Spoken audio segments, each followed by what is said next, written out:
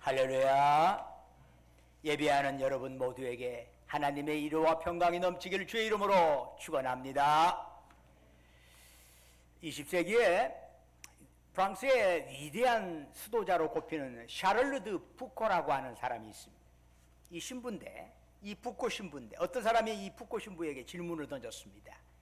하나님을 믿는 자에게 가장 어려운 것이 무엇이라고 생각하십니까? 그때 이 푸코 신부는 이렇게 대답했습니다.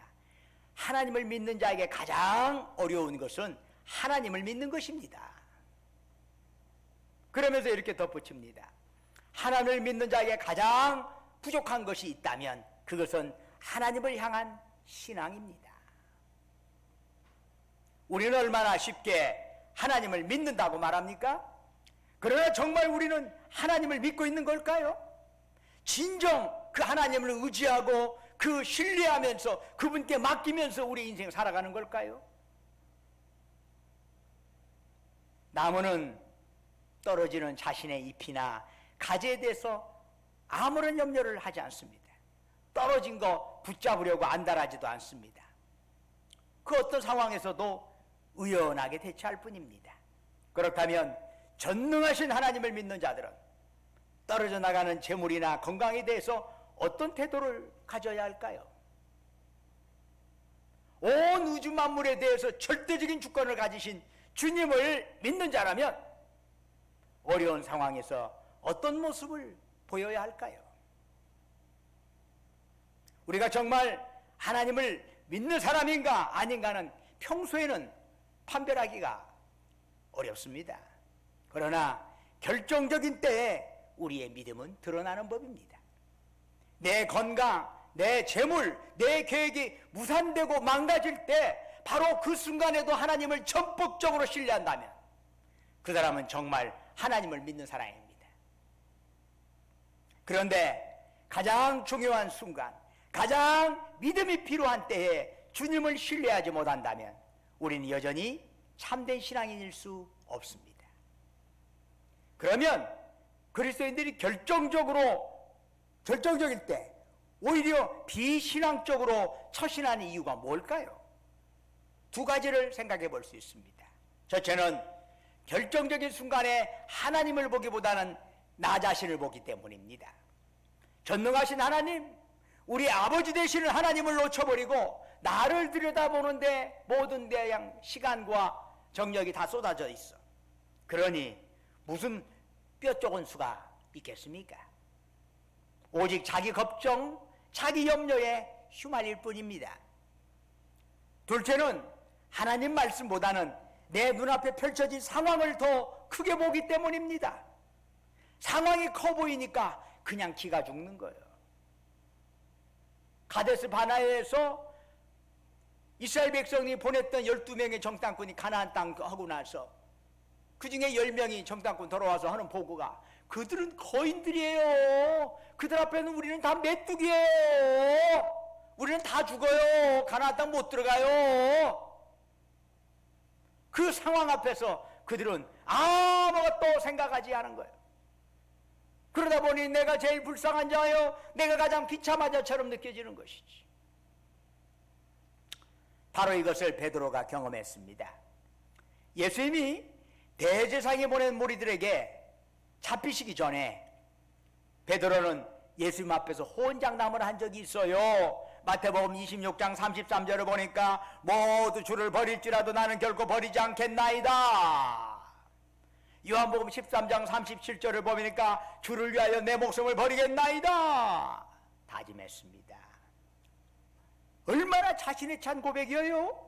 그런데 베드로는 고백만 하는 사람은 또 아니에요. 겟세마네 동산에서 무장한 무리들이 예수님을 잡으려고 할 때 베드로는 칼을 뽑아 휘둘렀습니다. 그는 앞에 저 사람들이 몇 명이고 우리가 몇 명인가 이런 것을 계산하지 않았습니다. 그냥 용감하게 칼을 뽑고 휘두른 거지요. 어떻게 그럴 수가 있었을까요? 베드로는 자기와 함께 하시는 예수님이 로마를 물리치고 이스라엘에 독립을 가져다 줄 정치적인 메시아임을 의심하지 않았습니다. 베드로는 3년 동안 예수님을 따라다니면서 많은 걸 보았지요. 예수님의 말씀 하나로 광풍으로 몰아치는 바다가 잠잠해졌습니다. 떡 5조각, 물고기 2마리로 5,000명이 넘는 무리들을 먹이셨습니다. 귀신을 쫓아내셨습니다. 죽은 자를 살려내셨습니다. 그런 권능이라면 군대의 수요가 얼마가 되든 예수님의 적수가 될 수는 없다, 이렇게 믿은 거지요. 그래도 베드로는 주님 앞에서 용감하게 싸울 수 있었습니다. 그런데 지금 베드로 앞에 무슨 일이 벌어졌어요? 철석같이 믿었던 예수님께서 군사들을 쓸어버리기는커녕 저항 한 번 없이 그냥 잡히신 것 아닙니까? 참으로 무기력하게 끌려가시는 것 아닙니까? 이것은 베드로가 머릿속으로 그리던 그런 모습 아닙니다. 그야말로 3년 동안 예수님 따라다니면서 꿈꾸었던 그 꿈, 그 희망 산산조각이 나고 말았어요. 그 결정적인 순간을 맞이하면서 베드로는 어떤 모습을 보였지요? 일단 베드로는 예수님이 끌려갈 때 거리를 두면서 그 뒤를 따라 들어갔습니다.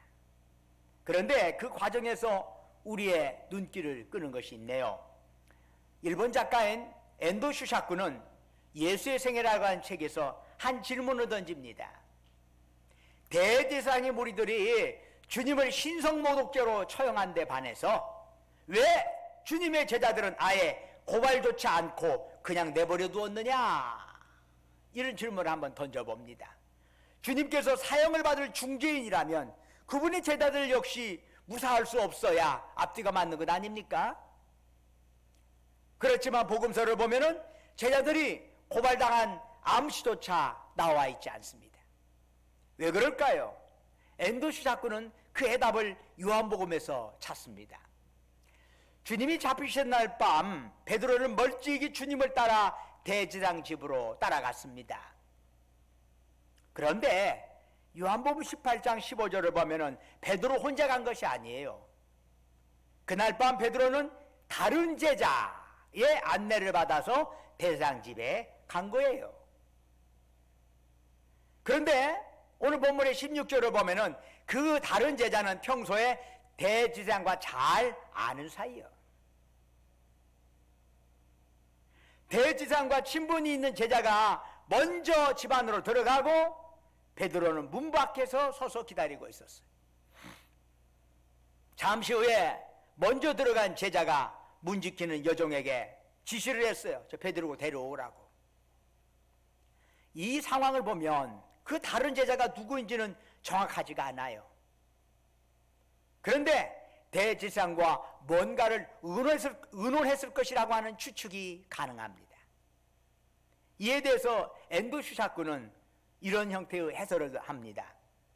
자신의 기대와는 무기력하게 끌려가는 주님께 절망한 베드로는 주님으로 인해 제자들인 자기들에게 임할 위험을 직감했다고 하는 거지요. 그래서 대제사장 그룹과 모종의 타협을 벌일 필요가 있었다는 겁니다. 그는 평소에 대제사장과 친분이 있는 다른 제자를 중재자로 내세웠고 베드로는 제자를 대표해서 주님을 공개적으로 부인하면 제자들은 화를 면하게 될 것이라는 대제사장의 의견을 다른 제자들을 통해서 듣게 되었을 거라고 하는 거지요. 이에 베드로는 다른 제자의 안내를 받아 대제사장 집들에 들어가서 공개적으로 주님을 부인하여 제자들은 무사할 수가 있었다라는 주장입니다. 물론 이런 엔도스 사쿠의 견해를 다 받아들이지 않는다고 하더라도 베드로의 부인은 우발적인 해프닝이 아니라 준비된 의지적인 행위였다는 사실을 보여주는 근거는 그 밖에도 있습니다. 여러분, 대제사장 대문을 지키는 여종이 베드로를 집 안뜰로 이도하면서 물었습니다. 당신도 이 사람의 제자 가운데 한 사람 맞죠?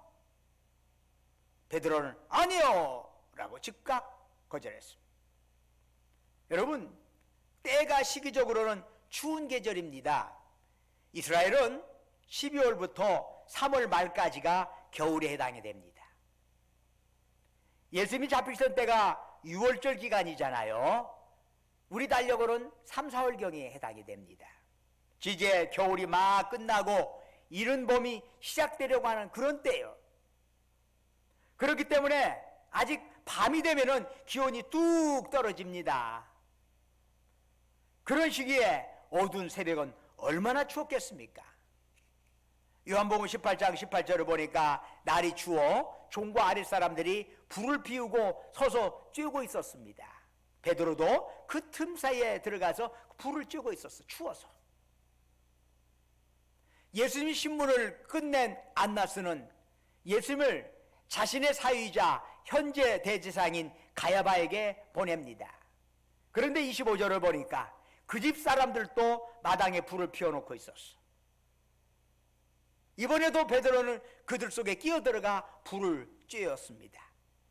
그런데 어떤 사람이 베드로에게 물었네요. 당신도 그 제자 가운데 한 사람이죠? 나는 아니요. 베드로는 두 번째 부인을 했습니다.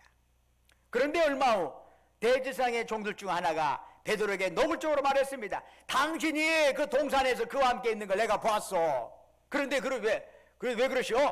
아니라고. 이번에도 베드로는 단호하게 아니라고 부인했습니다. 그런데 마태복음 26장 74절을 보면은 베드로가 저주하면서 맹세하였다. 이 세 번째 부인은 저주하면서 맹세하였다고 이야기를 합니다. 처음 두 변은 생각할 겨를도 없이 겁에 질려가지고 얼떨결에 예수님을 부인했다고 볼 수도 있겠지요. 그러나 이 두 번째 부인과 세 번째 부인 사이의 시차는 누가복음 22장 59절에 의하면 무려 1시간이 있습니다. 1시간 정도 시차가 있습니다.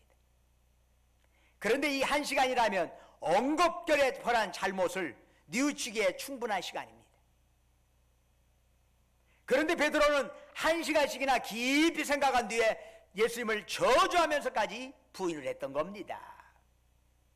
드디어 새벽닭이 울었습니다.